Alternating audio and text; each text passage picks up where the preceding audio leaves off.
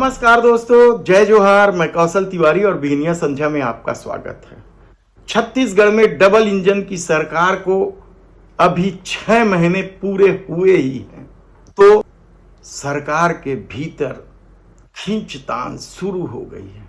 मंत्रियों में जंग शुरू हो चुकी है। भले ही ट्विटर पर छत्तीसगढ़ के मुख्यमंत्री विष्णुदेव साय ने संवर रहा छत्तीसगढ़ ट्रेंड कराने में सफल हो गए हों, लेकिन हकीकत क्या है? क्या सचमुच सुशासन है? यदि सुशासन है तो मॉब लिंचिंग की घटना क्यों हो रही है? अपराध लगातार क्यों बढ़ रहे हैं? बिजली कटौती क्यों हो रही है? और ट्रेनों की आवाजाही बाधित होने पर सरकार क्यों चुप है? और बलौदा बाजार की हिंसा क्यों हुई?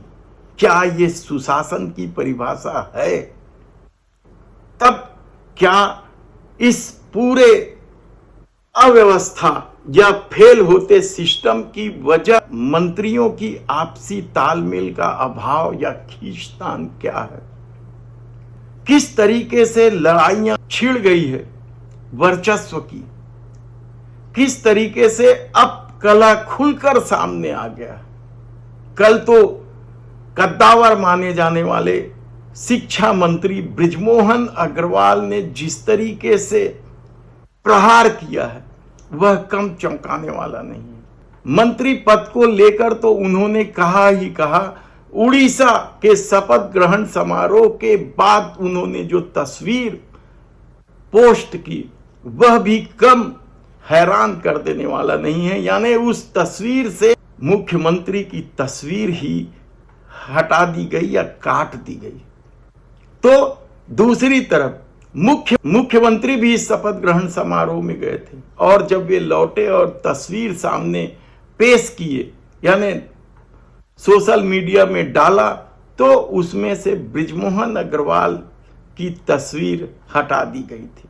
यानी सोचिए कि लड़ाई किस हद तक बढ़ चुकी। ऐसे में क्या विष्णुदेव साय बृजमोहन अग्रवाल को मंत्री पद से हटने के लिए कह पाएंगे या फिर मंत्री पद में बने रहने के लिए बृजमोहन अग्रवाल प्रेशर पॉलिटिक्स खेल रहे हैं?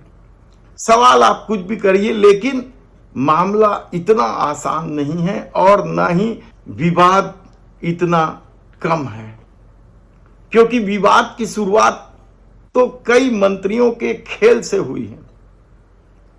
याद कीजिए आप, स्वास्थ्य मंत्री को लेकर किस तरह की नाराजगी नहीं जताई गई थी एक मंत्री द्वारा। तो लोकसभा चुनाव के दौरान मंत्रियों की भूमिका को लेकर भी सवाल उठते रहे। ऐसे में बलौदा बाजार हिंसा को लेकर और बढ़ते अपराध को लेकर विजय शर्मा जो उप मुख्यमंत्री भी हैं, कहा तो यहां तक जाता है कि वही मुख्यमंत्री बनने वाले थे, उनके खिलाफ क्या खेल हो गया है? क्या उन्हें पद से हटाने के लिए दूसरे मंत्रियों का दबाव है या विष्णुदेव साय खुद नहीं चाहते? ये सवाल इसलिए उठ रहे हैं क्योंकि जिस तरीके की हिंसा हुई और जिस तरीके से अपराध बढ़े हैं और कलेक्टर एसपी की नियुक्ति जिस तरीके से हो रही है उसमें विजय शर्मा का रोल कितना है? वे गृह मंत्री और अब तो कहा जा रहा है कि विजय शर्मा को हटाने की बात भी शुरू हो गई है। क्या विजय शर्मा को हटा पाएंगे? क्योंकि कहा तो यहां तक जाता है कि उन पर अमित शाह का हाथ है और विजय शर्मा क्या अब बैकफुट पर चले गए हैं? कई सारे मामले वे खुद ही बोल रहे थे। याद कीजिए आप, उप मुख्यमंत्री बनने के बाद जब वे दौरे पे जाते थे तो कई तरह की बातें कर लेते थे। धान किसान को लेकर, बिजली को लेकर, भूपेश बघेल की योजनाओं को बंद करना, चालू करना, जारी रखना को लेकर कई तरह के बयान दिया करते थे। लेकिन इन दिनों उनका यह सारा बयान रुका हुआ है, बयान बंद हो चुका है। और बलौदा बाजार कांड को लेकर अब जब विपक्ष भी मांग करने लगा है कि सिर्फ कलेक्टर एसपी को ही क्यों हटाया गया, तो उन्हें निलंबित कर दिया गया। कल ही निलंबन की घोषणा की गई दोनों की। तो क्या अब विजय शर्मा को भी हटाया जाएगा? ये बड़ा महत्वपूर्ण मामला है और सतनामी समाज अभी भी आक्रोशित है और कहा जा रहा है कि शीघ्र ही वे राजधानी में बड़े आंदोलन की रूपरेखा बना रहे हैं। तब ऐसी परिस्थिति में अरुण साव की भूमिका को लेकर भी सवाल उठ रहे हैं, लेकिन अरुण साव के साथ सबसे पॉजिटिव स्थिति ये है कि वे साहू समाज से आते हैं और छत्तीसगढ़ में साहू समाज का वर्चस्व है। इसलिए भले ही उनका पर कतरा जा सके या उन्हें टाइट किया जा सके, लेकिन हटाने की नौबत नहीं है। लेकिन सबसे ज्यादा विवाद में कोई है तो वह है ओपी चौधरी।